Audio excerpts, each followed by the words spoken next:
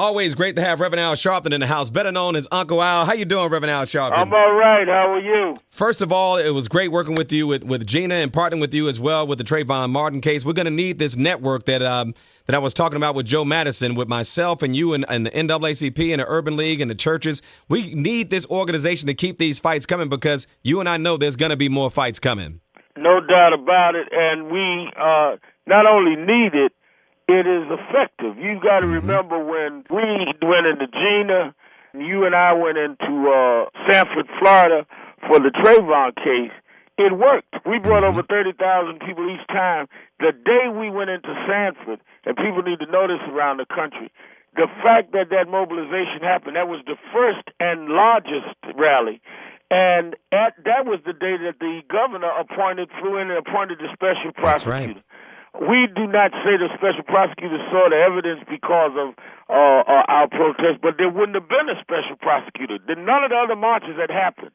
So if we had gone into Gina and we didn't get the guys out of jail, if we'd gone into Sanford and we didn't get the special prosecutor that led to her looking at it the second time and arresting Zimmerman, then we could say, well, sometimes maybe we overshoot the runway. But every time we've come together, we've made the difference, and that's why we've got to keep this going. Let's talk about why we need to get out here and get registered to vote, Reverend Sharpton, because I don't know if we feel that sense of urgency, and we better. No, I'm telling you that when we are looking at the fact the voter ID laws in over 30 states have changed. 5 million people may not be able to vote that voted last time. When you look at the fact that in critical states, President Obama won by very slim margins all the way up to maybe 500,000 votes. If these people are wiped out, that could be the difference of who wins the election. That's how serious it is. So we must register. We must deal with these voter ID laws where we can't turn them around. We've got to get people their IDs. We need a real mobilization on registration and turning around where ID laws are barring people so we can have that solved, because it will mean the difference in this election. Reverend Sharpton, I want to tell you about an experience I had today. I was at a car wash, and I was watching these guys who were, driving some pretty expensive cars, and I heard them talking about poor people. And he said, well, the malls are jam-packed, and where are all the poor people at? If people were so poor, why are the malls packed? And I'm thinking to myself, man, we got issues with poor people in this country. What is wrong with us? Why do we forget that we were poor? What's wrong with us? The contempt that is shown for poor people is outrageous. First of all, most people that are poor don't choose to be poor. Nobody chooses poverty. Most of them are children. And this whole class look down their nose at people is immoral and unethical. And we act as though the average person that is poor would not work if they were given an opportunity and a job.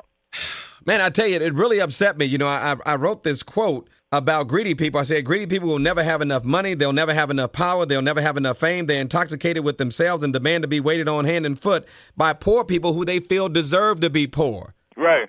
We really think poor people deserve to be poor. We do. People do have disdain for poor people. And we have this sense of entitlement for people that are more successful, acting like, they're entitled to it, that for some reason they're better than some other people, rather than being thankful and grateful and working out the way they can. This sense of entitlement and this arrogance is contemptible to me. Well, I cannot tell you how much I've grown to respect you more over the years, and I just want to continue to work together. I think it's, like you said, it's effective, and the people need us right now. When I say us, I mean the Urban League, the NAACP, what you're doing, the National Action Network, what we're doing here on the show, all the other radio personalities, Mark Thompson, Warren Ballantyne. I want to give you all, Joe Madison. I want to give everybody some love and respect because we got to pull together if we're going to win. We got to pull together. We got to stay together because we must win. Losing is not an option. Ladies and gentlemen, Reverend Al Sharpton, better known as Uncle Al. See you on the television, man, on Politics Nation. Thank you. Thank you, Reverend Sharpton.